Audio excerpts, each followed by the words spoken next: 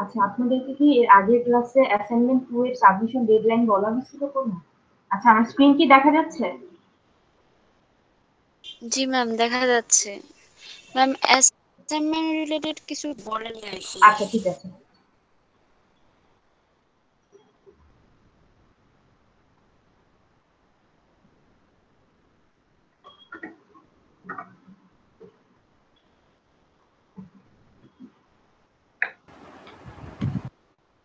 Ma'am আচ্ছা, বলুন। Ma'am একটা কথা বলার ছিল ম্যাম। Hello ma'am. হ্যাঁ, বলেন।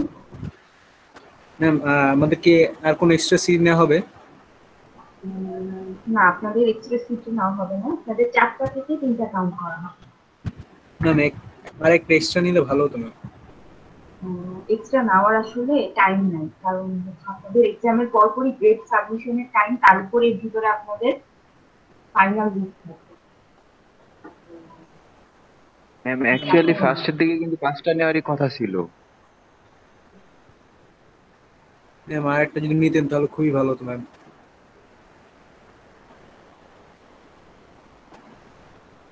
তাছাড়া যদি আমাদের 2টা কাউন্ট করা যায় ম্যাম তাহলে হতো। হ্যাঁ ম্যাম, এটা এটা করলে ভালো হয় ম্যাম।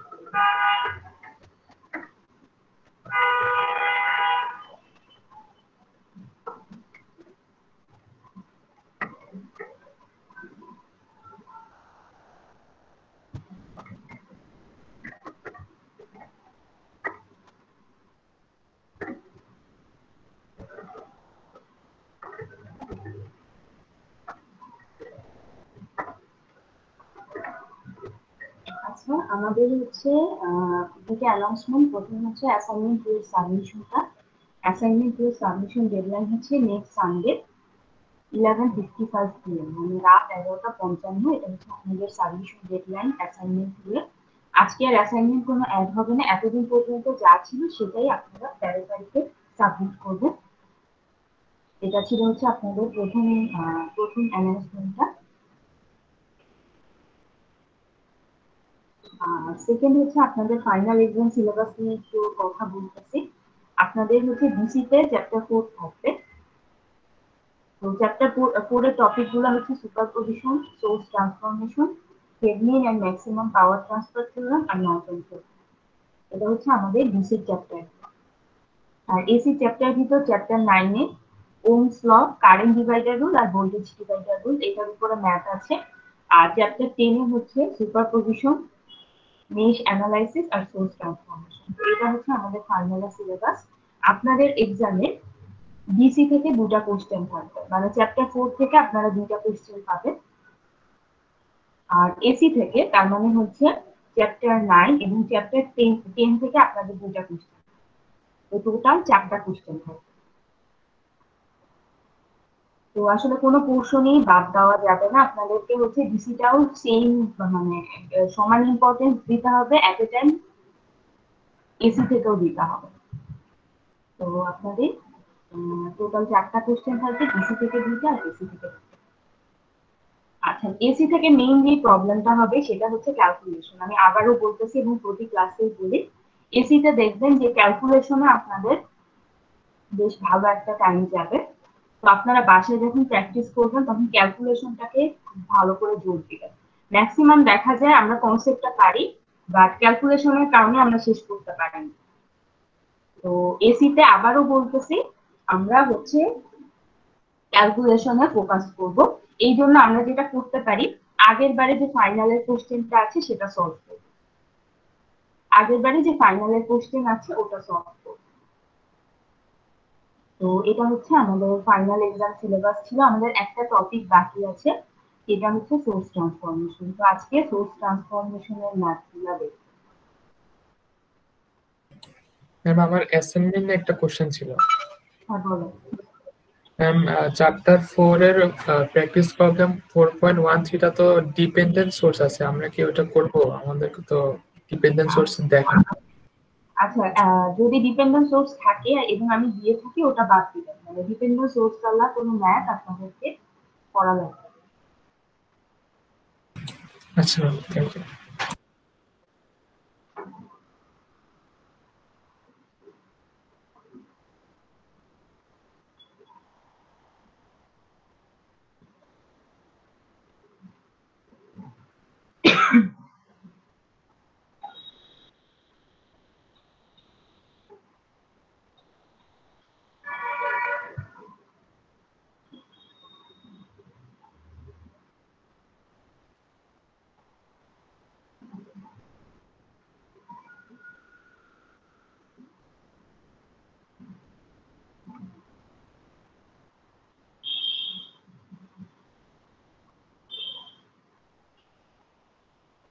আচ্ছা, আজকে আমরা 10.5 আজকে আমরা সোর্স ট্রান্সফরমেশন দেখবো। তো ডিসি তে যেরকম সোর্স ট্রান্সফরমেশন ছিল এক্স্যাক্টলি সিমিলার এসি তে আমরা সোর্স ট্রান্সফরমেশন। তো এখানে দেখেন আমরা এটা হচ্ছে আমাদের এসি ভোল্টেজ সোর্স। এই ভোল্টেজ সোর্সকে আমি কনভার্ট করে এই ইকুইভ্যালেন্ট কারেন্ট সোর্সে নিয়ে যেতে চাই। তো আমাদের হচ্ছে কন্ডিশনটা ছিল, আমরা যদি একটা ভোল্টেজ সোর্সকে এর ইকুইভ্যালেন্ট কারেন্ট সোর্সে নিয়ে যেতে চাই, আমাদের এমন একটা ইম্পিডেন্স খুঁজে বের করতে হবে যেটা আমার ভোল্টেজ সোর্সের সাথে সিরিজে আছে। তো এটা হচ্ছে আমাদের প্রথম কন্ডিশন, যদি আমরা একটা ভোল্টেজ সোর্সকে এর ইকুইভ্যালেন্ট কারেন্ট সোর্সে নিয়ে যেতে চাই। এখানে দেখেন একটা ইম্পিডেন্স আছে ZS, যেটা হচ্ছে VS এর সাথে সিরিজে আছে। তো এটাকে আমরা ইকুইভ্যালেন্ট কারেন্ট সোর্সে নিয়ে যেতে পারি। কারেন্ট সোর্সে নিয়ে গেলে উপরে প্লাস নিচে মাইনাস আছে, এই কারণে আমি যখন একে কারেন্ট সোর্সে নিয়ে যাব ডিরেকশনটা উপরের দিকে আসবে, মানে কারেন্ট তীর অ্যারো সাইনটা আমার উপরের দিকে যাবে। আর হচ্ছে ভোল্টেজ সোর্সের সাথে যে ইম্পিডেন্সটা সিরিজে ছিল কারেন্ট সোর্সের সাথে, সেটা প্যারালালে চলে আসবে। আচ্ছা, এই আইএস এর ভ্যালুটা আমরা পাবো কিভাবে? আমরা জানি হচ্ছে V ইকুয়ালস টু IR। তো যেহেতু আমরা কারেন্ট সোর্সে কনভার্ট করতেছি তাই আমার আইটা হবে হচ্ছে V/R। তো তো এইভাবে আমরা হচ্ছে ইকুইভ্যালেন্ট কারেন্ট সোর্সটা পেতে পারি। ডিসিতে যেমন দেখছিলাম এক্স্যাক্টলি সিমিলার। আচ্ছা, example 10.7 A calculate Vx in the following circuit using the method of source transformation। মানে হচ্ছে সোর্স ট্রান্সফরমেশন কাজে লাগায় আমাদের Vx এর ভ্যালুটা বের করতে হবে। আচ্ছা, এখানে আমাদের একটাই সোর্স আছে, সেটা হচ্ছে এখানে যে ভোল্টেজ সোর্সটা আছে সেটা। তো তো এটাকেই আমাদের আসলে ট্রান্সফর্ম করতে হবে। তো আমি আগেই বলছিলাম যে আমাদের হচ্ছে এসির ম্যাথগুলাতে যে কোনো ধরনের ক্যালকুলেশন করার আগে, যে কোনো ক্যালকুলেশন শুরু করার আগে আমাদেরকে দুইটা স্টেপ করে নিতে হবে। প্রথম স্টেপটা হচ্ছে কোনো ভোল্টেজ সোর্স বা কারেন্ট সোর্স যদি থাকে সেটাকে আমার ফেজার ডোমেইনে নিয়ে যেতে হবে। তো এখানে একটা মাত্র ভোল্টেজ সোর্স আছে এবং তার ভ্যালুটা হচ্ছে ফেজার ডোমেইন বা ফ্রিকোয়েন্সি ডোমেইনে অলরেডি দেওয়া আছে, অলরেডি দিয়ে দেওয়া আছে। তো এটাকে আমার আর কনভার্ট করার দরকার নেই, কিন্তু এটা যদি টাইম ডোমেইনে থাকতো তাহলে আমার অবশ্যই এটাকে কনভার্ট করে নিতে হবে। তো এটা আমাদেরকে আর চেঞ্জ করার কোনো দরকার নেই। সেকেন্ড স্টেপটা ছিল আমার ইম্পিডেন্স গুলাকে, সেকেন্ড স্টেপ ছিল আমার হচ্ছে এল, সি আর আর এর ভ্যালু গুলাকে ইম্পিডেন্সে কনভার্ট করতে হবে। ফর এক্সাম্পল আমার যদি এরকম থাকে 0.2 হেনরি, 0.2 হেনরি, এটাকে আমার আসলে ইম্পিডেন্সে কনভার্ট করতে হবে। তো কিভাবে কনভার্ট করতে পারি, জে ওমেগা এল, এটা দিয়ে যদি গুণ করি তাহলে আমাদের ইম্পিডেন্স চলে আসবে। তো যে কোনো ধরনের এসির ম্যাথ করার আগে আমাদেরকে দুইটা স্টেপ ফলো করতে হবে। সোর্স গুলাকে আমার ফেজার ডোমেইনে নিয়ে আসতে হবে আর এল, সি আর আর এর ভ্যালু গুলাকে ইম্পিডেন্সে কনভার্ট করতে হবে। এই এক্সাম্পলটায় আমাদের সুবিধা হচ্ছে এই কনভার্সন গুলা করার আমাদের কোনো দরকার নেই, কারণ অলরেডি করে দেওয়া আছে। যেমন এটা তো হচ্ছে ফেজার ফর্ম বা ফ্রিকোয়েন্সি ডোমেইনে আছে, এটা ইম্পিডেন্সে কনভার্ট করা আছে, এটাও ইম্পিডেন্সে কনভার্ট করা আছে। সো আমার এই দুটা স্টেপ ওরা করে দিছে অলরেডি, এটা হচ্ছে আমাদের সুবিধা।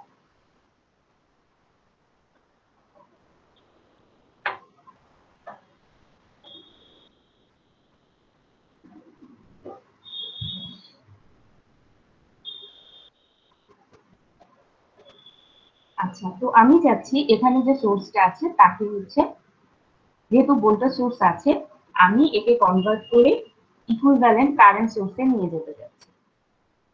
তো এটা করার আগে আমাদের প্রথম কন্ডিশনটা হচ্ছে আমার ভোল্টেজ সোর্সের সাথে এমন একটা ইম্পিডেন্স খুঁজে বের করতে হবে যেটা ভোল্টেজ সোর্সের সাথে সিরিজে আছে। তো দেখেন এখানে 5 ওহম যে ইম্পিডেন্সটা আছে সেটা হচ্ছে এই ভোল্টেজ সোর্সের সাথে সিরিজে আছে। তো আমি এটাকে কারেন্ট সোর্সে কনভার্ট করে ফেলতে পারি।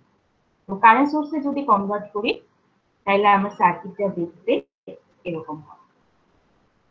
কিভাবে আমি এটা পেলাম দেখেন, এখানে হচ্ছে আমার ভিএস এর ভ্যালু এটা আর আমার জেড আর এর ভ্যালু এটা, তাইলে এটার করেসপন্ডিং কারেন্ট সোর্সের ভ্যালুটা কি হবে, I equals to VS by Z R. VS এর ভ্যালুটা হচ্ছে 20 মাইনাস 90 ডিগ্রি, এটা হচ্ছে ভিএস, আর জেড আরটা হচ্ছে 5। তো এটা যদি আপনারা হচ্ছে ক্যালকুলেটরে হিসাব করেন অথবা হাতে করতে চান তাহলে কিভাবে পাই, এটা হচ্ছে 20 আর 5, এরা একে অন্যের সাথে ভাগ চলে যাবে, গেলে হয় 4, আর 90 ডিগ্রির মতো বসে যাবে। তো এটাকে যদি আমি আবার রেক্ট্যাঙ্গুলার ফর্মে নিয়ে যাই তাহলে আমার কারেন্ট সোর্সের ভ্যালুটা আসে -4K অ্যাম্পিয়ার। তো এই কারণে আমি এখানে বসালাম -4K অ্যাম্পিয়ার। আচ্ছা, এখানে যে জেড আরটা ছিল সেটা কারেন্ট সোর্সে কনভার্ট করার পর প্যারালালে চলে আসে, তাই আমি এখানে প্যারালালে বসাই দিই। আর বাকি যে সার্কিটটা ছিল সেটা যেমন ছিল আমি তেমন বসাই। আবারও বলি আমাদের এসিতে মেইন চ্যালেঞ্জ হচ্ছে ক্যালকুলেশনে। দেখবেন আপনি কনসেপ্ট কি বুঝতে পারতেছেন, বাট হচ্ছে ক্যালকুলেশনের জন্য আপনারা ম্যাথটা টাইম দিতে পারতেন, মানে শেষ করতে পারতেছেন। আচ্ছা, আরেকটা জিনিস, সেটা হচ্ছে ফাইনাল এক্সামে আমরা যখন অ্যান্সার করবো তখন কোনো কিছু মানে এরকম করবেন না যে পারি না বলে অ্যান্সার করি না, আপনারা অবশ্যই সব কোশ্চেন অ্যান্সার করবেন। ওকে, তো এটা হচ্ছে আমরা এই ভোল্টেজ সোর্সটাকে কনভার্ট করে কারেন্ট সোর্সে নিয়ে গেলাম। এখন দেখেন এখানে 3 ওহম আর 4J, এই দুইটা ইম্পিডেন্স একে অপরের সাথে সিরিজে আছে। তো সিরিজে থাকলে আমরা যেটা করতে পারি এদেরকে অ্যাড করে দিতে পারি, করলে হয় হচ্ছে 3+4j।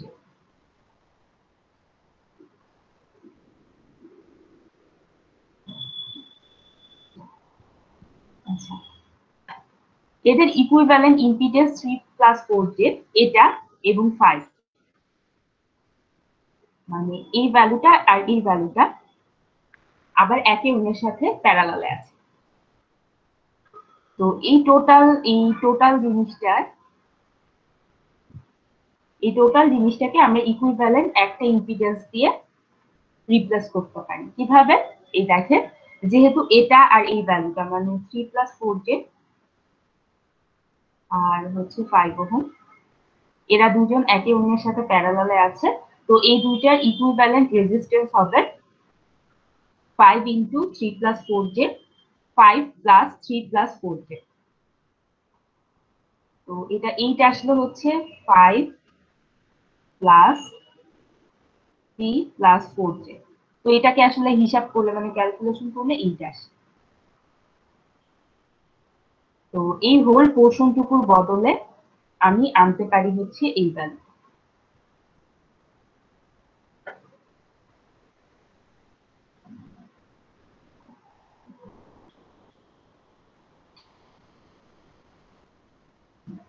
আচ্ছা, তাই আমার সার্কিটটা দাঁড়াচ্ছে হচ্ছে এরকম।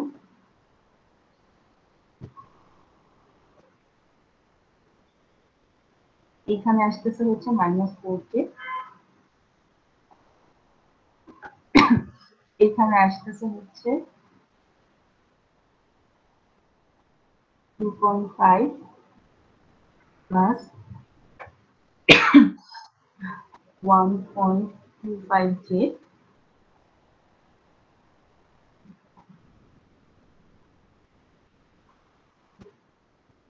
এখানে আসতেছে 4, এখানে 4 আগে থেকেই ছিল,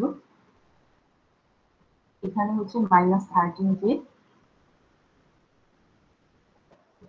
আর এখানে হচ্ছে bx। তো এই হোল পোর্শনটুকুকে আমরা এই ভ্যালুটা দিয়ে রিপ্লেস করব। এখন দেখেন, এখানে যে কারেন্ট সোর্সটা আছে সেটাকে আমি হচ্ছে আবার ভোল্টেজ সোর্সে নিয়ে যেতে চাই। আচ্ছা, ভোল্টেজ সোর্সে নিয়ে গেলে সুবিধাটা কি? সুবিধাটা হচ্ছে এখানে দেখেন আমার দুইটা মেশ আছে বা লুপ আছে। তো আমি যদি এটাকে ভোল্টেজ সোর্সে নিয়ে যাই তাইলে আমার মেশের সংখ্যা বা লুপের সংখ্যা দুইটা থেকে কমে একটায় চলে আসবে। তো আমার সার্কিটটা হচ্ছে একটু সিম্পল হবে, এটাই আমাদের গোল। তো আমরা যেটা করতে চাই সেটা হচ্ছে আমি একে ভোল্টেজ সোর্সে নিয়ে যেতে চাই। নিয়ে গেলে সুবিধাটা কি? আমার এখানে দুইটা মেশ ছিল, হয়ে যাবে হচ্ছে একটা। তো আমার সার্কিটটা একটু কমপ্লেক্স ছিল, এখন একটু সিম্পল হবে। আগে ছিল দুইটা মেশ বা দুইটা লুপ, এখন থাকবে একটা। তো এটা হচ্ছে এটা আপনারা চাইলে করতেও পারেন, নাও করতে পারেন। তো আমরা আসলে সার্কিটটাকে সিম্পল করার জন্য এই কাজটা করি। এখানে যে কারেন্ট সোর্সটা ছিল সেটাকে আবার আমি ভোল্টেজ সোর্সে নিয়ে যাচ্ছি। তো যদি ভোল্টেজ সোর্সে নিয়ে যাই তাইলে হচ্ছে এখানে আসবে হচ্ছে ভোল্টেজ সোর্স সাইনটা, আর এই ভ্যালুটা আমার কারেন্ট সোর্সের ক্ষেত্রে প্যারালালে ছিল, ভোল্টেজ সোর্সের ক্ষেত্রে সিরিজে চলে আসবে। 2.5 প্লাস 1.25j।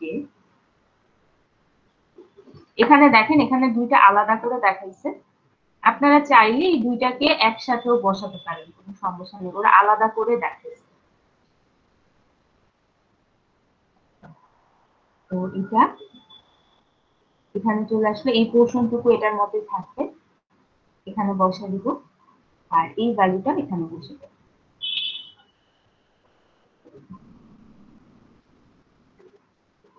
এখানে ভোল্টেজ সোর্সের ভ্যালুটা পাবো কিভাবে? ভোল্টেজ সোর্সের ভ্যালুটা পাবো হচ্ছে, আমরা জানি V = IR, I এর ভ্যালুটা হচ্ছে -4j, আর R এর ভ্যালুটা হচ্ছে এটা 2.5 plus 1.25 জি। এভাবে আমরা এই এই ভ্যালুটা পাবো। এটা যদি আমরা ক্যালকুলেট করি তাহলে আমার রেজাল্টটা আসে হচ্ছে এটা। তো দেখেন আমার আগে দুইটা মেশ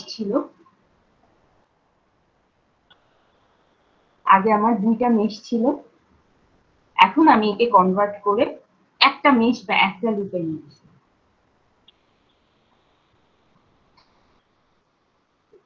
আচ্ছা, আমাদের বের করতে হবে কি, আমাদের বের করতে হবে হচ্ছে ভিএক্স এর ভ্যালু। তো এই ভিএক্স এর ভ্যালুটা আপনারা বের করতে পারেন হচ্ছে কেভিএল অ্যাপ্লাই করে অথবা ভোল্টেজ ডিভাইডার রুল অ্যাপ্লাই করে।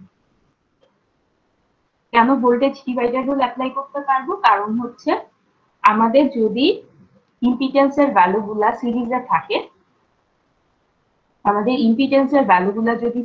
থাকে, তাইলে আমরা হচ্ছে ভোল্টেজ ডিভাইডার রুল অ্যাপ্লাই করতে পারি।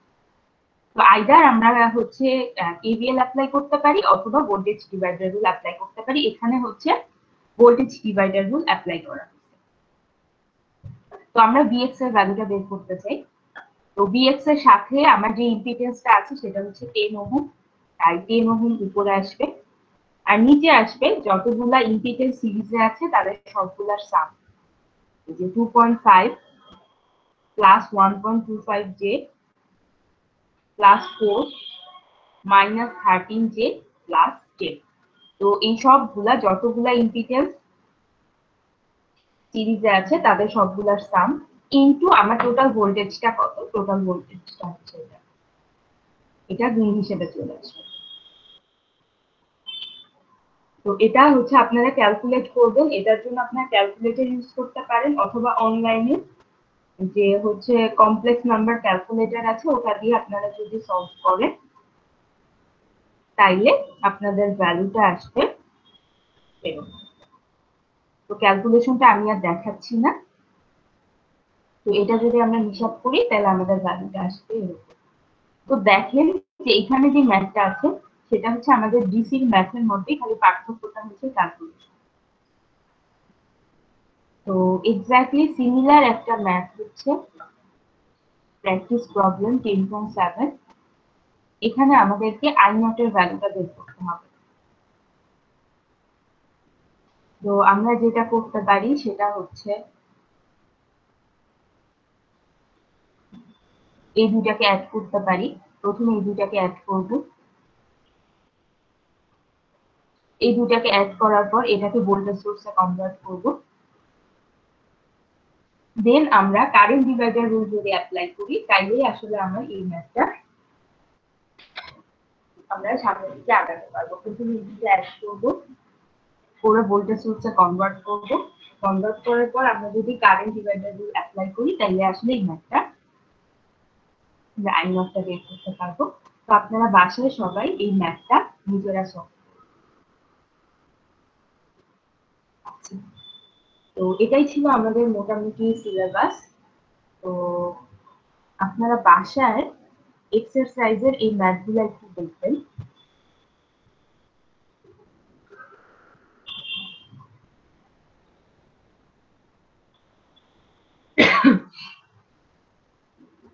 ম্যাম হ্যাঁ বলুন। ওইদিকে একজন জয়েন দিতে পারতেছে না।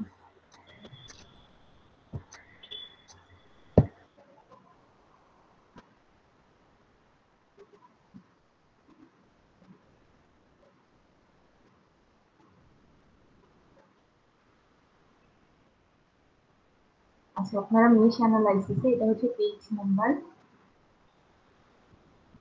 145। তো আপনারা মেশ অ্যানালাইসিসের এই ম্যাথটা দেখবেন 10.25,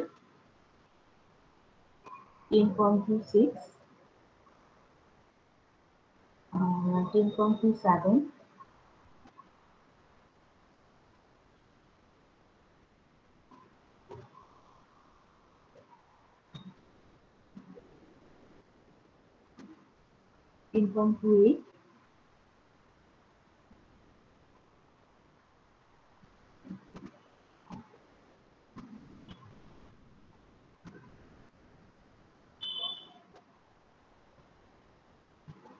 10.31 এটা হচ্ছে নিশ অ্যানালাইসিসের।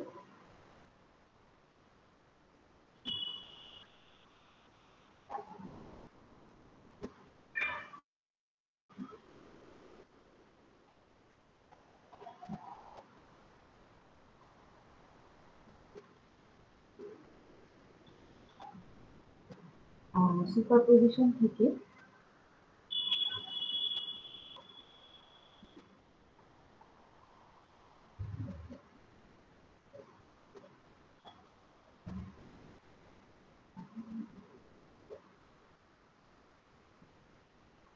10.46 10.43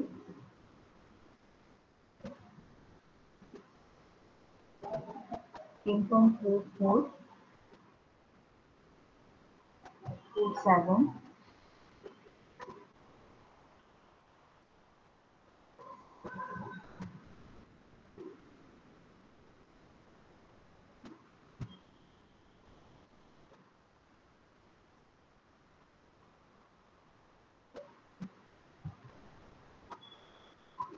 47 ম্যাথগুলা দেখবেন সুপারপজিশন থেকে আর সোর্স ট্রান্সফরমেশন থেকে 10.52 10.53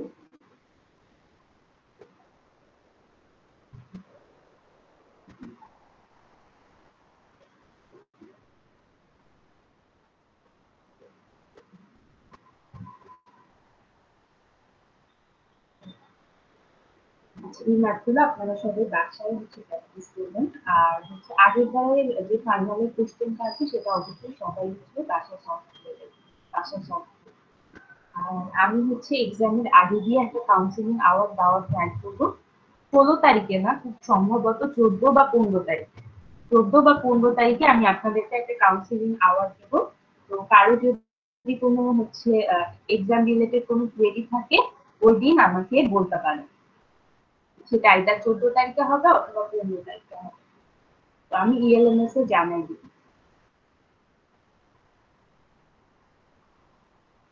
ম্যাম আমার একটা কথা ছিল। বলুন। ম্যাম আমি আপনাকে মেইলও করেছিলাম, আমাদের যে গত ক্লাসটা 1 তারিখে সেটা আপলোড দেওয়া হয়নি। এটা কি সবার প্রবলেম? আমি যতদূর দেখলাম আমি আপলোড দিছি অলরেডি। এটা কি সবার ক্ষেত্রে সেম প্রবলেমটা হচ্ছে? সবাই কি পাইছেন?